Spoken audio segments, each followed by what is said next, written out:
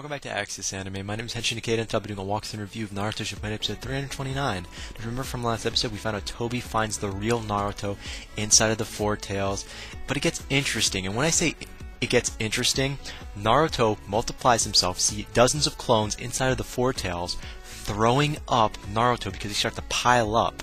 And at the same time, I was having dinner, and I felt so out of place when I watched this. But you know what, putting that aside, Naruto's plan works. He is now free of the Four Tails, and Toby is shocked. Just a little bit. I mean, I would be too.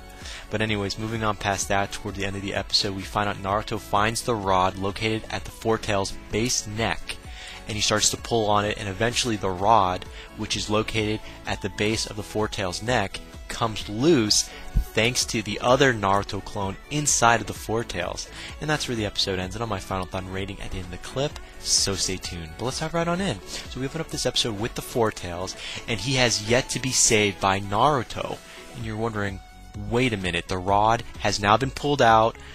What's next? There's no way. Toby cannot be controlling the Four Tails if there's nothing left. Well, guess what?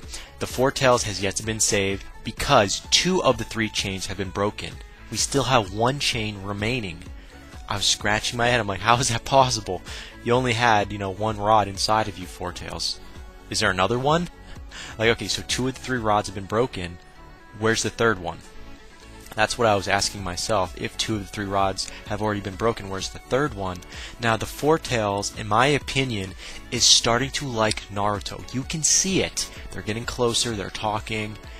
And it's definitely worth mentioning. However, moving on past that, we're taking to a little cutscene with the Four Tails, and he gives Naruto something. Now, this something that the Four Tails gives Naruto is chakra. So the Four Tails is giving Naruto his chakra.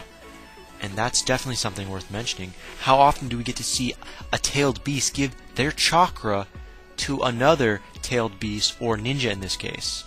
Never. I've never seen it in this series, so this is the first time we've ever seen this. Now, he's doing this while Naruto tries to find out the truth on how to save the Four Tails. So no matter what, Naruto is not giving up. He is bent on saving the Four Tails. That kid has come a long way, in my opinion. Now we're taking to another little cutscene with Naruto and the Nine Tails. And guess what? They're getting closer, and then the Nine Tails has been set free. So Naruto, he frees the Nine Tails from his cage. So the Nine Tails is no longer in his little cage inside of Naruto. He's now free inside of Naruto, of course. And I got excited, goosebumps. I'm like, holy shit, the shit has hit the fan. We finally get to see the Nine Tails on Naruto's side, and they're combining their powers. And guess what, fans? Naruto transforms. I shit you not. He is now in the beast form, the same form as the Eight Tails and Killer Bee have. This is the first time we have ever seen this with Naruto and the Nine Tails, so I was shocked, I was amazed, and I liked it. But maybe that's a little too much of myself getting enthusiastic there, but you can see why. I mean, it's about freaking time. Now, we are taking to a little cutscene with Naruto and the other tailed beast. So these other tailed beasts decide we're going to attack Naruto because we're being controlled by Toby. But guess what? Naruto deflects all of their attacks. And I was like, wow. I was smiling like, wow, finally we get to see some freaking action, Now, while all this was going on, we're taking to a little cutscene with Kakashi, and Kakashi's looking at Naruto, and he's like, wow, that looks like the 4th Hokage. He's like, Sensei? I was like, what? This is Kakashi. How the hell could you misidentify Naruto as being the 4th Hokage? I mean, yes, the 4th Hokage is Naruto's father, but they look nothing alike. In the sense where, what they're wearing to their attitude and so on and so forth. But, it's a common mistake, but I thought it was funny and definitely worth mentioning. Shame on you, Kakashi. Were you drinking? No. Were you sniffing? Who knows. But either way, it was still hilarious to see Kakashi misrepresent or missee who Naruto really was. Come on, 4th Hokage? Dude's been dead for how long? Just thought I'd mention that. Now, we also were thrown with a little bit of information about Naruto. Now that he's in this new transformation with the Nine Tails, he can only remain in this new form for 5 minutes. I was like, for 5 minutes? They're going to try to expand this new experience, probably 2 to 3 episodes worth, just so we can see Naruto in this brand new form for 5 minutes. They couldn't have said 8 minutes? 12 minutes? Oh no, let's go with 5 minutes. That sounds a lot better. God, that annoys the hell out of me. 5 minutes? Shit, I could be in the bathroom for 5 minutes and still do more. 5 minutes? Okay. Putting that aside. Moving on past that, we're taking a little cutscene with Naruto. And Naruto, now that he's in this new form with the Nine Tails, he spots all of the rods which Toby had put in the other Jinkai users. He spots all of them, and now he knows Toby's weakness with his connection with, the other Jinkai users. The rods. That's right. He already knew before, the weakness were in the rods. Remove them, and hopefully the Jinkai users will go back to normal. But now he knows where they're actually located.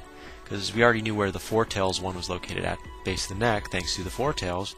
But now that Naruto's in this new form, he was able to identify the other rods and their location. But then out of nowhere, the tailed beast, the other tailed beast that Toby is actually controlling, they use a tailed beast bomb on Naruto.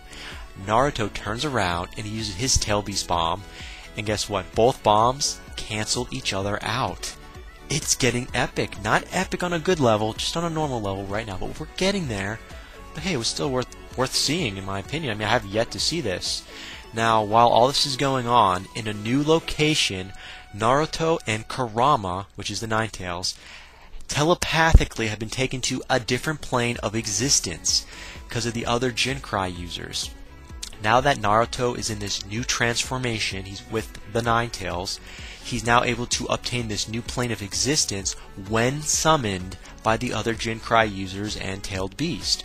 So these other Tailed Beasts, which are being controlled by Toby, of course, have summoned both Kurama and Naruto to this other plane of existence, and Toby cannot enter it. He doesn't even know about it. Now this plane of existence is almost similar to the one that the Four Tails and Naruto was on, except this one's a lot stronger and more spread out, and the other remaining Jinkai users are now all present, and they're all summoned by the Four Tails. So before the Four Tails was kind of defeated or, kind of disappeared, he was able to contact the other Jinkai users and summon them to this other plane of existence, because he likes Naruto that much apparently, so he's helping him out. Now obviously the Four Tails is not in this extra plane of existence. He's now been defeated, so he's not there. So the Four Tails is no longer around. It's just the other 5 Tailed Beasts and their users, Jinkai users, so that was definitely worth mentioning. Now speaking of the other 5 Tailed Beasts, we get to see the 5 Tailed Beasts and the Jinkai users. I said 5, but what I mean by 5 Jinkai users, I mean independently the 5 Jinkai users and their Tailed Beasts. We get to see them, and they give Naruto their chakra. So not only do we get to see the other Tailed Beasts and their Jinkai users, we get to see them give their chakra to Naruto and Kurama. This is definitely epic, and this is all thanks to the Four Tails. Somehow the Four Tails convinced the others that Naruto was an okay kid. Now we're taken to a little flashback about the Sage of the Six Paths. I know, out of nowhere, we're being sucked into this flashback about the Sage of the Six Path, and we get to see all the Tailed Beasts as children, and how they're saying goodbye to the Sage of the Six Paths, and how the Sage of the Six Path is giving them all this little interesting advice and what have you. Now apparently all of these Tailed Beasts believe Naruto is just like the old man, which is the Sage of the Six Path. Definitely worth mentioning, and I was curious to know how they came up with that conclusion. Just because he's that strong, or because he's able to tame the Nine Tails? Who knows? But moving on past that, toward the end of the episode, we're taking to a little cutscene with Toby. Now, Toby thinks nothing off of what has happened. It's like, okay, so what? Naruto, you now have the Nine Tails under your control, you're now transformed. Who the hell cares? Naruto turns around and says, otherwise. And that's where the episode ends. As for final thoughts, I don't know where to fucking start. First of all, we get to see Naruto transform with Kurama, and then seeing Kurama freed from his cage. Holy shit! That was epic in itself. Then we get to see the other Jinkai users and the Tailed Beast talk with Naruto and Kurama in a different plane of existence that Toby can't even enter. Talk about extreme. That was definitely worth mentioning. Now, maybe I'm making a big deal about it, but I've never seen it before, and it's nice to see everyone under one roof talking. At least for now, even though, they're already dead and they've been revived, they're not really there all together, but that's a different conversation, of course. But still, I can't wait to see what Naruto's going to do with all this extra chakra that he's now obtained.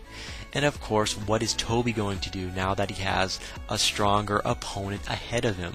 But that ends it for my final thoughts. As for my rating, I'm going to go with a 3.5 out of 5. I'm giving this a 3.5 out of 5 because of the epic fight scenes.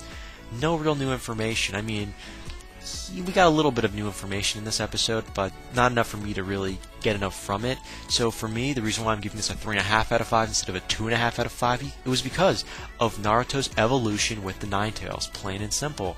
Again, final rating, 3.5 out of 5, and that ends it for my walkthrough and review of Naruto Shippuden episode 329. Definitely comment down below, let me know, thumbs up, thumbs down, definitely subscribe, check me out on Twitter, and follow me if you like. Let me know what you thought of this episode, and let me know what you think's going to happen in the next episode that's coming out.